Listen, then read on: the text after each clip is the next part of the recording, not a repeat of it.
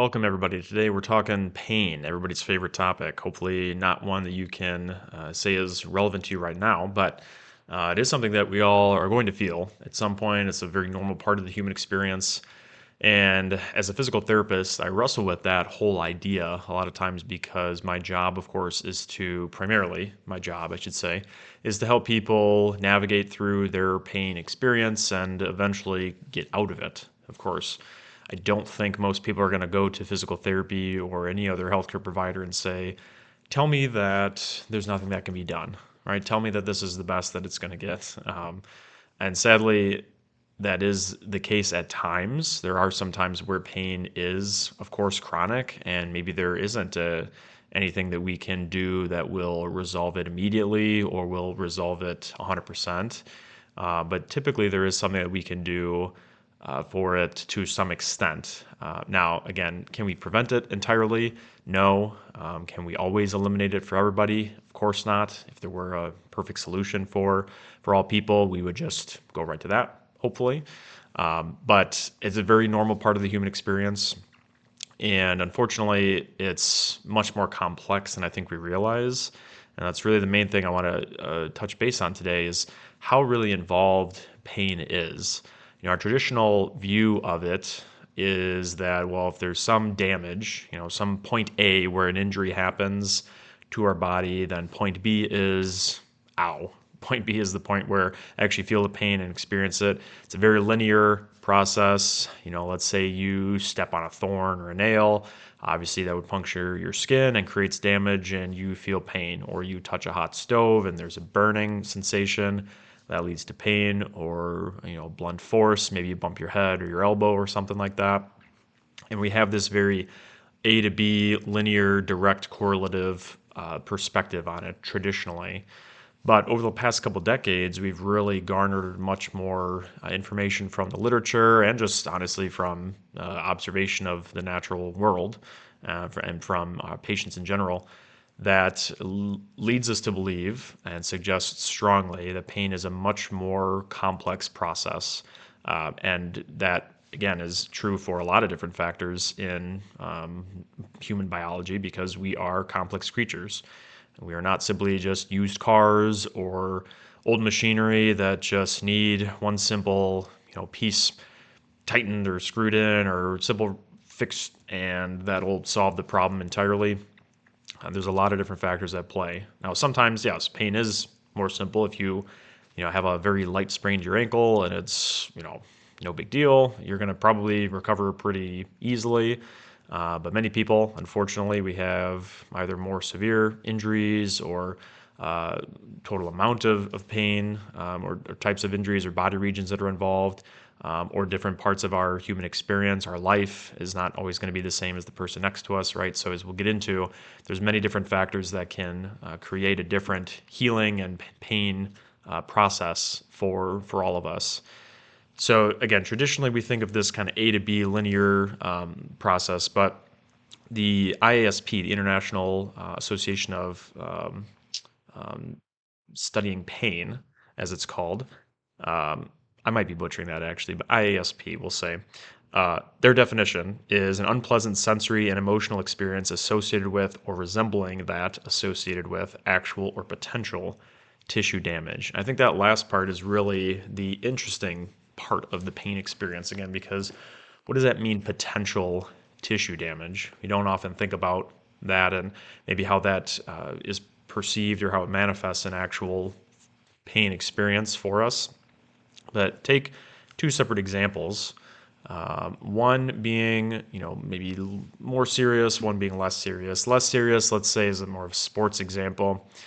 You have an athlete who sprains their ankle, bumps their knee, some sort of contusion type injury, but it is late in the game. They're up by one, high stakes moment, and they got to get in the game. They're motivated to be in, and they want to stay in, and they have clearance to do so. Great, feel fine, they can do it. Okay, make it through the game. Then the next day or 2 days or whatever it is, now all of a sudden things really start to hurt. Right, the pain is much more intense. Now, they obviously went through a physical experience at the moment. You know, right? Their body either had some quote unquote tissue damage to it, or the integrity of the tissue was changed or harmed in some point.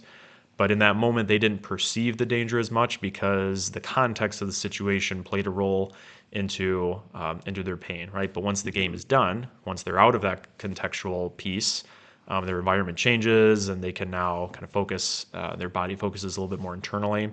Now all of a sudden the pain starts to increase.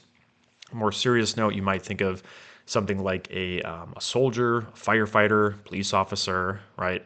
Unfortunately, of course, getting shot is part of the journey, part of the job in those instances, or for a firefighter, of course, getting burned or singed or whatever it is.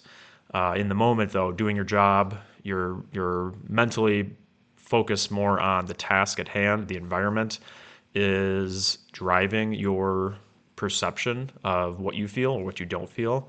But perhaps hours later or days later, now you start to feel the impact of whatever you did experience. And again, the tissue damage piece is probably about the same in those two moments, but the environment and the context of what you're experiencing is tremendously different. So these are maybe just some simple examples that can help illustrate, okay, how our environment and how other factors at play can affect our pain levels besides just the physical tissue damage. Other examples, like in a more clinical setting, might be phantom limb pain, for example. So individuals who have lost limbs or have them amputated, they may still have pain or feel pain in those limbs that physically are not even attached to their bodies, right? But as we'll get into, because of the physiology behind how pain perception is developed and how it's experienced, their nervous system essentially has a memory of that. And for various reasons, they may feel that at times, even after the limb is no longer physically attached. So it's somewhat of a miracle or phenomenon, of course, not in a positive way in this case, but it gives much more credence to the idea that, yeah, pain is highly complex and it's not just as simple as a physical structural damage piece. So we'll get in a little bit to just the physiology behind it, kind of simplify it in general. But similar to last week, we talked about motivation, habit forming, right? The basal nuclei and how our nervous system can upregulate depending on the stimulation it's getting, right? If we have some input into the system, our nervous system says, oh, this is something desirable, or we should pay attention to it, so let's adapt in a way that allows us to attend to it more effectively, right? And that can be good or bad depending on what the stimulus is. Pain works very similarly. So in a normal system, we have these types of fibers in our nerves called nociceptors. And just for the sake of ease, I'll use kind of more layman terminology. If you're a clinician or pain expert listening to this, please don't, jump in the comments here because I know there's a lot more nuance to it. But just to simplify it, these will carry essentially like pain information, right? So if you have, let's say, temperature change, pressure change, like a sharp object, for example, things like this that might induce pain, the nociceptors are going to sense this and carry that information up the neurons towards the spinal cord. Then at that point, we get into what we call second order neurons. So these first order neurons are the first ones, those nociceptors that travel. Those are like it's the first street essentially. Then we're going to get onto the freeway, if you will, in the spinal cord. And that's the on-ramp onto these second order neurons. The second order neurons would be like the freeway, which is the nerve track within the spinal cord that's going to then carry this information all the way up to the brain. And then we have a third order neuron in the thalamus, which is a part of the brain that is primarily involved in sensory information or receiving all the sensory information. And then from there, we'll essentially send it off and synapse with other parts of the brain too. And that would be the third order neuron. So as you can tell, we have three tracks of nerves involved up to the brain, and between first and second and third, there are these different junctions or synapses we call them, and that's in a normal system. That's how it works, right? We have this information that essentially travels linearly up to the brain, But then the brain can interact and can network with multiple cortices and sections of itself that will all be involved in the pain perception experience. Things like your prefrontal cortex, which would be more of the higher functioning, higher operative system, kind of what separates us from animals per se, allowing you to be a more grown-up or adult organism. Things like your hippocampus, which is involved primarily in memory, your amygdala, involved more in emotional response, fear especially, different emotional cortices as well. I mean, we see this on MRI as well. Somebody who perceives pain, it's not simply just a little blip on one spot of the brain. There are a lot of different aspects of our brain and our nervous system that are involved in the pain experience, and all of these can be excited and can be used depending on the context. So again, the context and the environment and everything else that's going on with this individual's health and their current status is going to play a role in how that pain is perceived. So let's go from normal to abnormal then. In an abnormal setting, let's pick chronic pain, for example. Typically, whatever injury might have a certain, X amount of weeks or months that it takes for that tissue to heal structurally, and then the nociceptive information, that pain response, starts to decrease. But at times we get a sort of abnormal response because the nervous system can upregulate and adapt to that pain signaling that it's getting, and now it becomes much more sensitized. So in that first to second order gap, for example, we have these neurons or these junctions that will again kind of absorb that nociceptive information and say, all right, I'm going to pass it on up. Over time, though, in an abnormal setting, our body can say, oh, well, I'm getting this information about pain, so let me make more receptors so that I'm more effective at that, right? I'm creating more areas for this information to be absorbed and then passed on. And really all that does is it makes our body much more sensitive to that information that's out there. Essentially, instead of just trying to catch rain on one fingertip, now you've got both hands fully open and outstretched. You're going to feel a lot more rain landing on your hands. That's kind of what is happening in the nervous system here, and that can happen both at the first junction, at the spinal cord, and also higher up in the nervous system. And over time, that then stimulates a little bit more of this information that gets passed on. We see an upregulation also in inflammation or the inflammatory cycle. There's a direct correlation too with our immune system as well, as we're exploring more in the research too. So this is going to affect much more than just one nerve ending. It really affects your entire nervous system and multiple systems in your body that make you more sensitive to pain, that make you feel it more often, maybe more intensely. And then even more extreme things can happen, like we call allodynia is the term. And that's the idea that you experience pain for things that didn't used to feel painful at all, like a non-noxious stimulus. So I've worked with clients who will maybe be several months post-operative, and that limb, unfortunately, or that body region has gone through this process we just outlined. And now even things like their clothing touching, or like something gentle like a Kleenex or a cotton ball touches their skin, and it's painful, right? And to the non-clinician, or maybe somebody who's not familiar with this process, that seems almost made up. It seems almost, just like it's in somebody's head. And there's actual real science and physiology behind that. And unfortunately, a lot of patients will get told that by clinicians who are sadly maybe unaware of the process that goes on with pain development, chronic pain development, or worst case is they're just being dismissive because they don't want to deal with it. And patients will get told things like, well, it's in your head, you're anxious, take this pill, calm down a little bit, or go see somebody else, go see a psychiatrist or behavioral therapist. And that's for me, that's one of the more frustrating parts of healthcare in general, is these kind of patients can get dismissed or pushed away for problems that they're told are just completely psychological. And yes, there is a certain degree of psychological component to it, but there are also very real bits of physiology going on. And there's ways for us to manage and reverse, or at least improve these processes as well. So it gives you just a little bit of the idea of how pain can develop and become chronic more over time.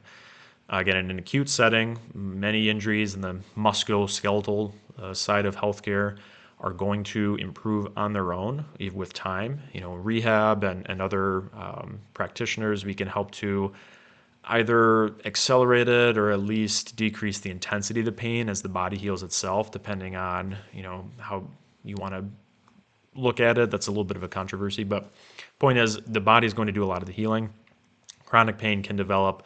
It is not uncommon at all. Can develop when some of these processes go haywire, right? The body starts to, upregulate or adapt in non-desirable ways, and so we just have to kind of train it to adapt backwards the other way.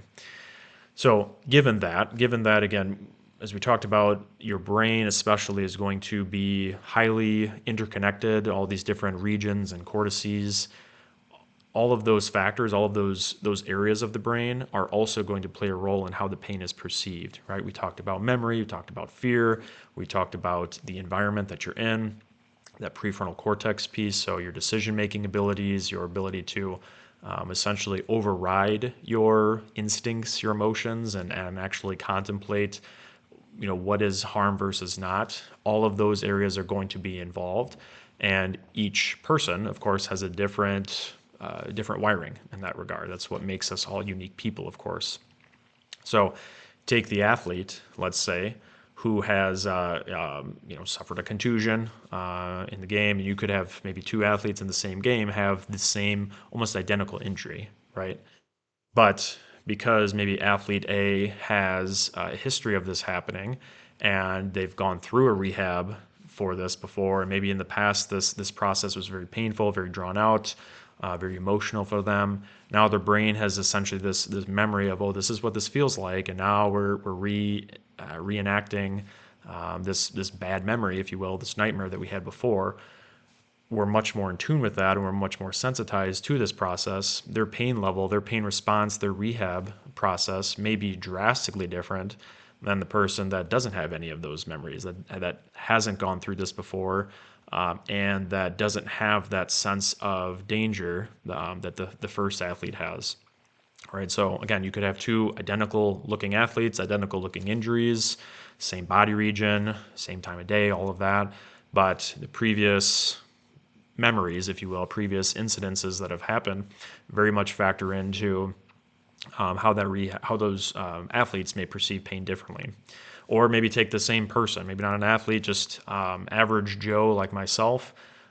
Some days things are going to hurt more than others because of sleep. I mean, I can tell you that firsthand. Got a 1-month-old at home right now. Sleep is obviously not what it used to be prior to 4 weeks ago. And certain things are going to hurt a little bit more. Stress levels are up a little bit more. It's more difficult to obviously regulate your emotions and just how you interact with the world. Things that maybe were no big deal now are giving you a little bit more anxiety and stress. And that's all due to directly because of limited sleep. You're not having the time in the day or the evening, rather, to actually recover, let your nervous system rest, and then feel recharged for the next day. And over days and weeks of that can compound, of course. And many people don't, especially that I interact with on a first degree basis here, many people don't appreciate how significant that can be with their pain levels. Many of my clients, they'll typically expect that their pain is a result of their training or the physical aspect, and that would make sense, right? You're in physical therapy, so let's talk about that. And of course, that plays a role, right? If you lift 7 days a week and you prior to that had been doing 0 days a week, that's a lot more stress on your body physically than it was ready for, and there's going to be some tissue changes that you're not adapting for, and of course, all of that's valid. But maybe this is something that has just developed over time and you've not really been changing many of the physical variables, right? You're still eating very well, you're training very well, you're very smart about what lifts you do or what movements you do. You're not shocking your body in a negative way, and yet the pain creeps in somehow. One aspect that we'll at least talk about or discuss, or I just even ask the question, sometimes that's all that has to be done, is just how is sleep? How are you sleeping? Are you getting enough for you? And that could, for some people, be 7, some people 8 hours, some people a little bit less. But in general, when you wake up, do you feel well rested or do you feel more groggy? Do you feel stressed?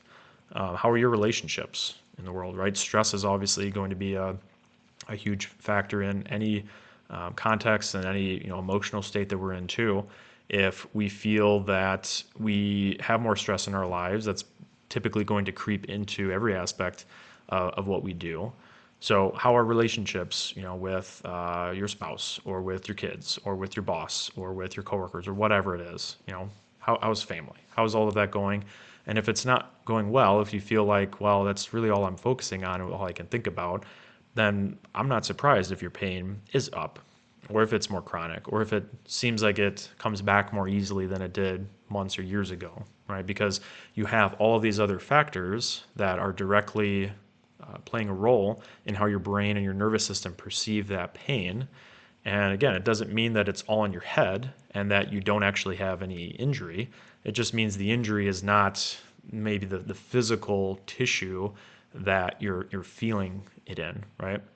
Now, we have to be careful with this though, because in rehab, and really healthcare in general, right? I think the pendulum swings quite a bit. So when I was in school, about, oh gosh, what was it? Already graduated 5 years ago. Time flies.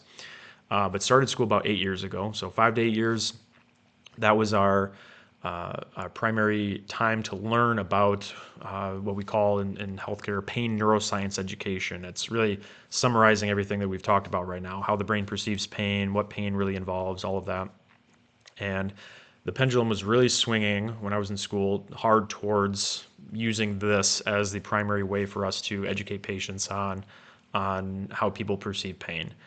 The challenge there, though, is that many clinicians, many students or young therapists, or even more experienced, as they've started to learn about this, we really start to almost abuse that too much to the point where now we're just consistently telling people like, oh, pain is in your brain, pain is in your head, essentially, and it's much less likely that there's actual physical harm or physical damage to your body. And more so, what we have to do is just kind of train your brain to sort of forget about the pain.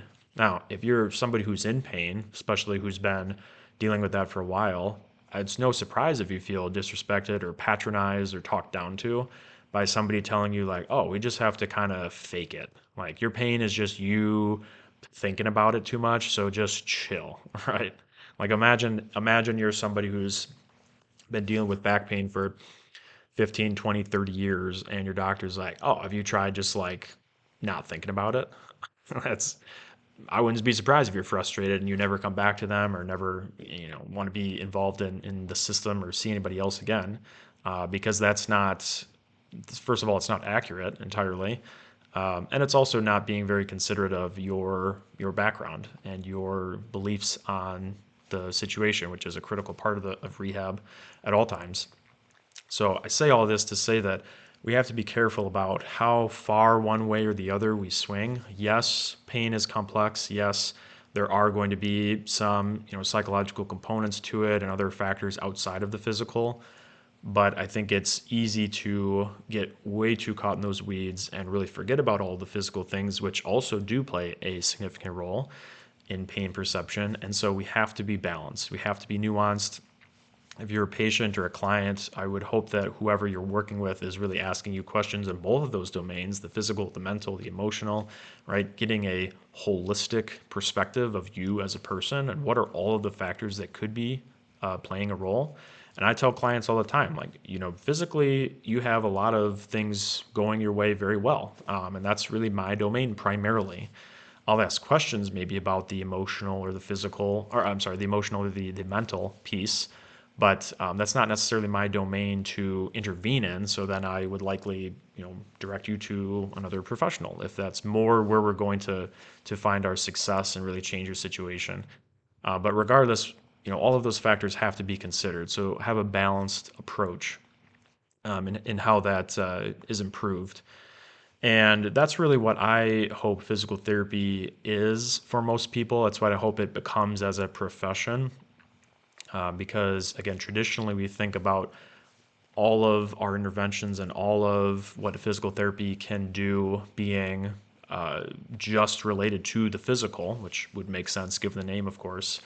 But we really miss out on how we can improve people's situations and help them be more independent because we are too focused on the physical aspect and we're completely ignoring the emotional and the mental piece that, as we've talked about, is very interrelated with pain. So, we have a lot of different things that we can do in rehab. We have manual therapy, we have hands-on techniques, and a lot of this is controversial too within the healthcare world, within rehab, right? You have certain therapists that think, oh, it's just wasting people's time or it's all just spreading a lie. You have other people that are saying, no, it's the best thing we can do. Like you have to put your hands on every patient and everybody should be having some degree of manual therapy involved.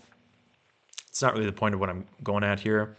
The point is we have options and it all should be patient centered, right? Some people will really swear by manual therapy. We'll touch base on that first because, again, just like pain can have negative experiences from previous experiences in their life, can have negative correlations. Manual therapy or other interventions, having your hands on somebody in a therapeutic sense can also bring positive benefits from previous experience. I have had clients all the time tell me, oh, hey, my previous therapist or chiropractor, or whoever it was, like they did this one stretch for me, or they do this kind of a hands-on work, and it always helps. It feels great. It's really addresses the problem. I'm going to be probably much more inclined to try doing something to that effect because, again, that belief system is going to be critical, and it's not hocus pocus. That's real psychology, real physiology that is at play, where our brain has a memory of this is a thing that helps, so this is more likely than to help in the future. Maybe not guaranteed to work, but it's more likely than somebody who's tried that thing and it didn't help, right? If you have a memory of this thing helping versus it hurting, you're probably going to be more likely to benefit from it if it's tried. Obviously, exercise is going to be one of the biggest things that we can do, and that physical therapy helps with, and that rehab in general helps with. But again, it's not just about the physical side of things because while we are strengthening tissues, we're strengthening muscles, we're helping to make collagen denser, thicker, more tensile, all of that. There is a huge psychological and mental and emotional benefit to helping to people to engage in movements and activities that previously or up until this point have been more fearful. They've been more fearful of rather, and now you can help navigate them through that and help them feel more confident, right? What is the reason for that? Again, go back to how is pain really experienced in our nervous system? How is it processed? It's not just as simple as, well, we have to get stronger, or the reason you hurt is because you're not strong enough. That might be part of it, but there's also going to be some component of the situation that you're in, like when does it hurt? Why does it hurt? What do you feel about? What do you think about, when it hurts? How do we navigate through all of that and help this movement or this activity to feel less painful in combination with getting stronger so that we're addressing all of the relevant domains of pain, right? If pain were simply just a matter of strength or flexibility, then athletes theoretically should never be hurt, right? Or if they are hurt, it should be like a day or two. Okay, but these are some of the strongest, most flexible, mobile, healthiest people in the world, and they get hurt all the time. And unfortunately, a lot of times that can lead into chronic injuries, or that can lead into, career-ending pain and debilitation. Right. So for us to say like, oh, it's just as simple as the physical side of things and exercise can just cure everybody with pain, I think is short-sighted. And being an exercise and fitness advocate myself, we have to be more nuanced and again balance our approach depending on the person in front of us. And then of course we have other kind of modality-based types of things like dry needling, even simple interventions, ice, heat, whatever. Is any of that harmful per se? Again, most of the time, no. I think our belief system, like why that helps pain, is important to address because previous experience with that having worked, or maybe the way that it's delivered to patients or to a client in terms of, well, this is going to help versus if I said, well, this won't help, then obviously the expectation would be from the client, well, it might not help as much because now we're tapping into that prefrontal cortex aspect of pain management, pain processing, and we're literally affecting how positive that intervention might be.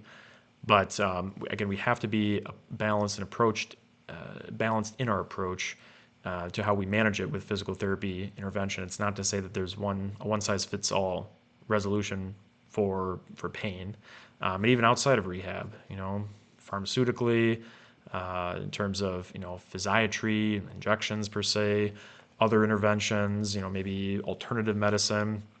That's why we try a lot of different things, but we have to just at least be able to appreciate the complex nature of pain if we want to try to resolve it or improve it for people. Because if we don't, if we're very linear in our approach, or if you're a patient and you're in pain and you're very linear in your understanding of why it hurts, that can become very frustrating because you may try to just change one variable, such as the amount of weight you're using in an exercise. And you might just try to change that and it still hurts. And you feel like, wow, this might just never get better. This is just how I have to live the rest of life. Meanwhile, there's all these other variables and all these other aspects of your training that we can affect, or just your life in general, that we can affect for more positive outcomes. So again, the ultimate takeaway here is that we appreciate that pain is complex. We are very involved creatures. We're not just simple machines that need a one part or one adjustment that's going to resolve the problem. Have a holistic view of all of the different aspects of your pain perception and how you feel that, and really try to audit, okay, what are the areas of my life that I can improve versus others. And then also understand that the recovery process is not always going to be the same for everybody. So as easy as it is for us to compare, our injuries or our pains to somebody else's and maybe feel regret or shame that, well, they've improved faster and I haven't, and, what am I doing wrong and that sort of thing. Almost everything affects your recovery and your pain perception, right? As we talked about, sleep, nutrition, your training, your previous memories, previous experiences, previous injuries, all of that. You are your own person. Work with somebody or work in a system that is going to respect that and appreciate that.